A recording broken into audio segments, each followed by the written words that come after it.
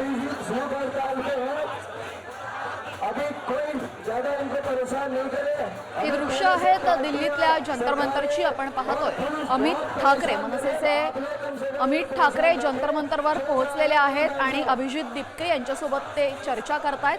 कालच आपण पाहिलं अमित ठाकरे आज जंतर मंतरवर जाऊन सोनम वांगचुक यांची भेट घेणार होते, मात्र सकाळी सोनम वांगचुक यांना दिल्ली पोलिसांनी रुग्णालयात नेलेले, त्यामुळे आता त्यांची भेट होऊ शकलेली नाहीये। मात्र आपण पाहतोय मनसेचे नेते अमित ठाकरे जंतर मंतरवर पोहोचून ते सध्या अभिजित दिपके यांच्यासोबत चर्चा करतात। एकूणच काय घटनाक्रम होता हे ते जाणून घेत आहेत। सोनम वांगचुक यांना रुग्णालयात पोलिसांनी नेल्यानंतर आपण पाहतोय अभिजित दिपके आजपासून उपोषणाला बसलेले आहेत, बेमुदत उपोषणाला बसलेले आहेत मनसेचे बाळा नांदगावकर आणि आपण पाहतोय अमित ठाकरे हे दोघंही त्या उपोषणस्थळी उपस्थित आहेत। चर्चा झाली 2 मिनिटं, जाणून घेतलं सकाळपासून काय प्रकार घडलेला होता आणि त्यानंतर अमित ठाकरे या मैदानावर पोहोचल्याचं दृश्य आपण पाहिलं।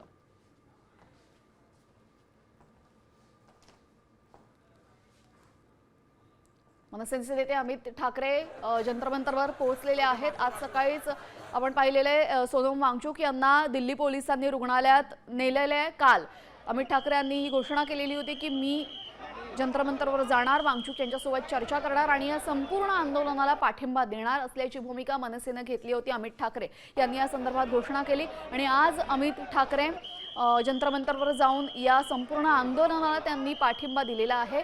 कालपर्यंत आपण पाहिलेले सोनम वांगचुक यांची तब्येत ठीक होती, मात्र आज तब्येतीच्या कारणास्तव त्यांना दिल्ली पोलिसांनी रुग्णालयात नेल्यानंतर अमित ठाकरे आणि वांगचुक यांची काही भेट होऊ शकली नाही।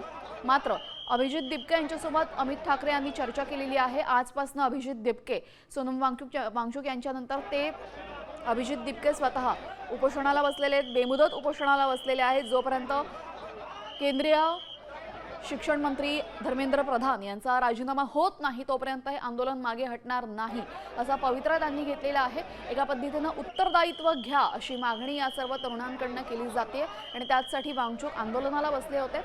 आज अमित ठाकरे हे जंतर मंतरवर पोहोचून या सर्व आंदोलनाला त्यांनी पाठिंबा दिला आणि दीपक आणि अभिजित दिपके यांच्यासोबत त्यांनी चर्चाही केलेली आहे।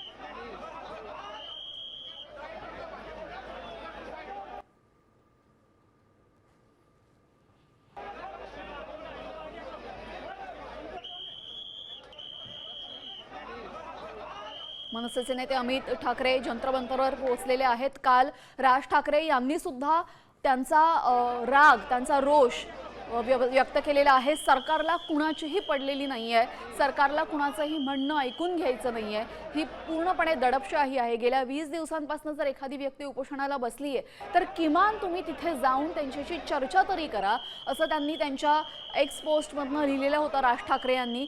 आणि या संपूर्ण आंदोलनाला राज ठाकरे यांनीही पाठिंबा दर्शवलेला होता।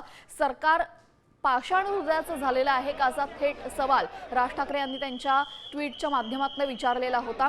त्यानंतर आज अमित ठाकरे जंतर मंतरवर पोहोचलेले आहेत आणि तिथे पोहोचून त्यांनी या संपूर्ण आंदोलनाला आमचा पाठिंबा आहे असं म्हटलेलं आहे, असं एका पद्धतीने दर्शवलेलं आहे। सोनम वांगचुक आणि अमित ठाकरे यांची भेट काही होऊ शकली नाही, मात्र अभिजित दिपके यांच्यासोबत त्यांची भेट झालेली आहे। आज सकाळपासून ज्याही काही घटनाक्रम घडला त्यांच्याशी त्यांनी चर्चा केली। त्यानंतर जे आंदोलनकर्ते त्या ठिकाणी उपस्थित आहेत त्या सर्व विद्यार्थ्यांशी अमित ठाकरे बातचीत करत असल्याचंही आपण पाहिलं। हे दृश्य तुम्ही थेट जंतर मंतरची पाहिलेली आहे। जंतर मंतरवर आता बेमुदत उपोषणाला अभिजित दिपके बसलेले आहेत, त्यांच्या सोबत अमित ठाकरे यांची चर्चा सुरू आहे।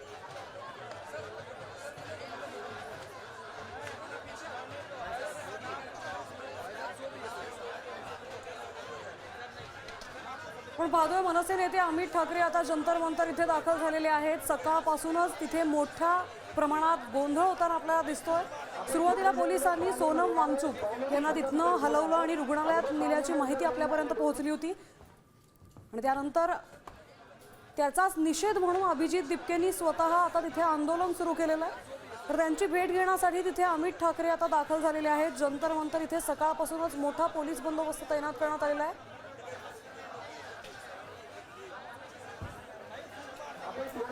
पानी मंगवा रहे, पानी भी खत्म कर दिया है हमको पानी।